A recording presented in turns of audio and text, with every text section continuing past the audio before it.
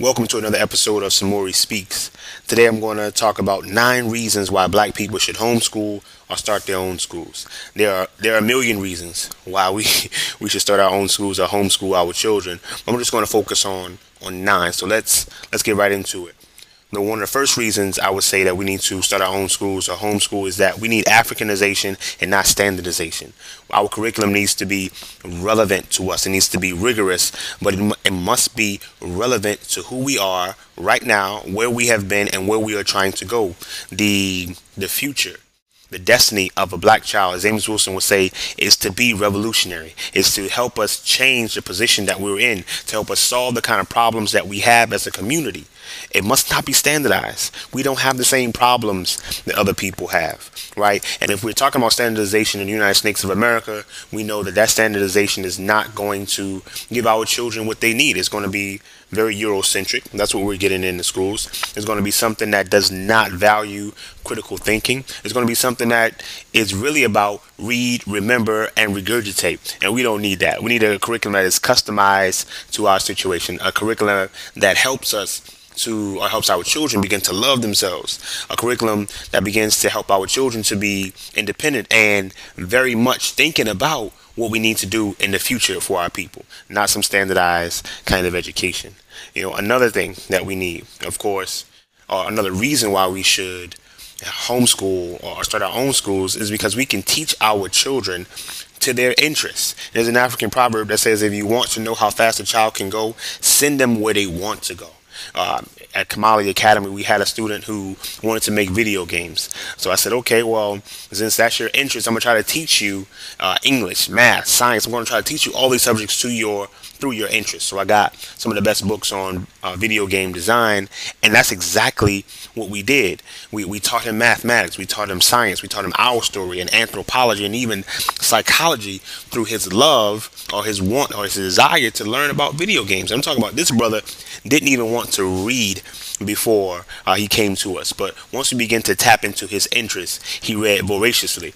I mean, he went to the library on his own and borrowed books from myself on a myriad of different topics, in order to get more information about what he was learning about, right? Because he wanted to learn about that thing. Our children in the public school system or the private school system or the charter school system or wherever they are right now, their interests are not what the schools are looking at. They don't care about our children's interests. They care about the dollars and they care about testing. But if we have our own homeschools, if we have our own schools, we can tap into our children's interests. We can tap into what their purpose is in life and help them get to where they're trying to get. Right. Another one that we see is that, look, if we have our own schools, we can have real life tests and not those standardized tests that they really teach our children for in the school system. Right. As we see in the picture here, it's a testing factory over there, and the boy is trying to jump out the window to go outside because the world is really, or should be, the classroom. Right. When I say real life tests, if my child is doing math, sure, I can give them some paper and pen test or quiz that can see if they know how to divide and multiply and do algebra and whatnot. But wouldn't it be better if we had our children actually bring together a business plan where they talk about their first year of operations and they break down the math on those things? Wouldn't it be better if our children in health class really understood their body and understood how food affects their body, how the environment affects their body, and all these different things? So maybe they should make a brochure to help other people understand what a healthy lifestyle is about. Maybe they should create a menu for a healthy lunch, and we already know what kind of food that they're feeding our children in the public food system. Here at Kamali Academy, or at my school, Kamali Academy, we have a policy with the food: no meat, no dairy, no sweets. Some parents don't like it, so their children don't come. But that's what we're about, because we understand that what we put into our body, whether it's in our minds, through our eyes, and through our mouths, has an effect on who we are. So we want to be healthy in all ways, right? And so again, real life tests. Right now, our students are learning about Marcus Garvey, right? So I say, you know what? In order to understand or to assess whether or not you know what you need to know about Marcus Garvey, we're going to do a PSA, a public service announcement. the goal of it is to make sure that every black child in the world knows about Marcus Garvey, right? And we want to put that out there like, yo, everybody should know about Marcus Garvey and all the things that he did. So if you can write, right, you're going to be working on your writing by writing the script for this PSA. Then, I will see if you know the things or the skills that we've been trying to teach you in terms of writing. And if you can communicate effectively in front of a camera, then that is also assessing whether or not you have been learning the skills that we've been teaching you about communication. But also, if you have the knowledge and wisdom about Marcus Garvey, then we assess that as well, because the video will bear that out. Right, so we need real life tests, not just some paper and pen tests. Paper and pen tests are good sometimes, but not all the time. And we want to think about the standardized test that we see is really about a snapshot. Right, it just takes a snapshot of our child, and really it burdens our child, because our child believes that, look, if I don't pass this test, then I'm not smart. Right, but we should have a system where it's not about a snapshot; it's about a photo album. Right, so I see you in this picture on this assessment. You looked all right. You did pretty good. I see you on another assessment. You did really well. I see you in another picture or another assessment that wasn't really your strong suit. So I begin to get a wider range or a fuller picture of who the child is as a student. Right, so I'm not just taking one snapshot and saying, okay, that's what it is. That is not the way we do things as Africans. We understand that students have multiple intelligences, and they show their intelligence in various different ways, or in various ways. Right. So another reason that we should homeschool, and we hear this because I think we need civilization and not socialization. We have so many parents, so many people, say, well, what about socialization of a child? Well, look, I don't know what's going on in those public schools. Many people don't know what's going on. I mean, there's rampant consumerism in public schools. Children feel like I gotta have the brand new Michael Uncle Tom Jordan shoes on my feet. There's a push towards relationship and sexuality too early. In the public schools, you talk about the violence. You talk about all these different things that are going on in schools. I would rather my child have civilization. I would rather my child understand the value of hard work and persistence. I'd rather my child have the morals and character that I want my child to have. And so that's what we can do if we have our own homeschools and our own schools. And particularly, we can have rites of passage programs as an integral part of our schools. And in traditional African societies, the young boys, the young girls, they will go away into the bush for months at a time, 3 or 4 years at a time, or even sometimes 10 years, to go into the bush and to learn everything they need to learn about their culture, to learn what they need to learn about what they're going to do once they become a man or become a woman. And we need to have those same kind of things, because there's no such thing as a teenager, right? You're either a boy or you're a man, and we cannot leave it to chance that they will just become a man. We cannot just leave it to chance that they will become a woman. We must teach them, and our schools must be geared to do that. And that's why we need our own homeschools. That's one of the reasons why we need our own homeschools, or our own institutions, right? And we talk about the word socialization. The word socialization means the process of making someone behave in ways that are acceptable to their society.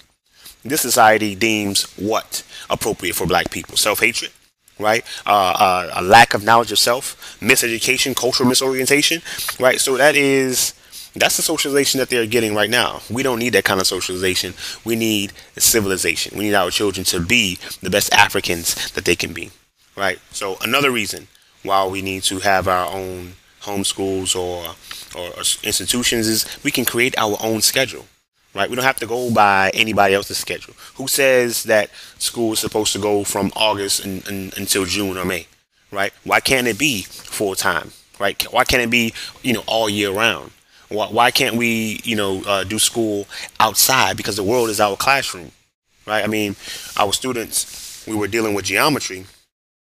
And geometry, geo means earth, metry means to measure, right? So geometry means to measure the earth. So we went outside and measured the different shapes that we saw in our own environment. And that was one of the best lessons that I could have ever come up with. And the students really, really enjoyed it, because, again, it wasn't, a standardized test. It was, again, a real life test. Go out and measure your world. So now I will understand, if you understand perimeter.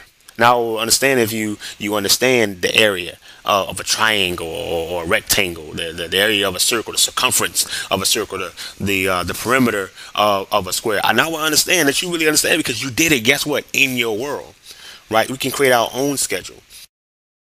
Another reason why we should homeschool or have our own schools is that we need independence and not dependence. What kind of personality is created when a child is told what to do from 7 o'clock in the morning until 3 or 4 o'clock in the afternoon? In many cases here in New Orleans with charter schools, 5 or 6 o'clock in the afternoon, right? I have students who I ask them, I say, what do you want to learn about? And they have no idea what they want to learn about because they are so used to being dependent upon somebody else telling them, okay, you're going to learn this today and you're going to learn this next week and we're going to take a test on those things at the end of the month, that they have never even thought of what they actually like. And so in our own homeschools and our own schools, we can develop the independence in our children. We can help them learn about the things they want to learn about and be independent learners to go and seek the answers. I tell parents all the time, don't ask your child, what did they do in school today or what did they learn at school today. Ask them, what kind of questions did you ask? Because if you're not asking any questions, then you're probably not interested and you're probably not learning very much. So we want to focus on our children asking the best questions. We have so-called rewards at Camara Academy for the students who ask the best questions because curiosity is the hallmark of knowledge, right? The hallmark of wisdom. So we want our children to be independent. We want them also to learn how to grow their own gardens, how to build their own businesses. If we're not doing that, then we are nothing but educated servants of our 21st century slave masters, and we are no different from our enslaved ancestors, right? So we need to be independent as a people, so we need to teach our children how to be independent and not dependent, right? Psychologically, physically, or otherwise. All right. So another one, number 7, no drugs. Right, ADHD, all these psychotropic drugs that they're giving our children are really killing our children. We really don't even know all the ramifications of drugging our children like this. But we do know that the schools make a lot of money off of our children when they are labeled with these ADHDs and all this kind of stuff, or when they're labeled as special ed, and they are pushing our black boys particularly into these classes so that they can really be left behind. Right. So, but we have our own schools. We have our own home schools. Then guess what? Drugs are not. Those gateway drugs are not a part of the picture.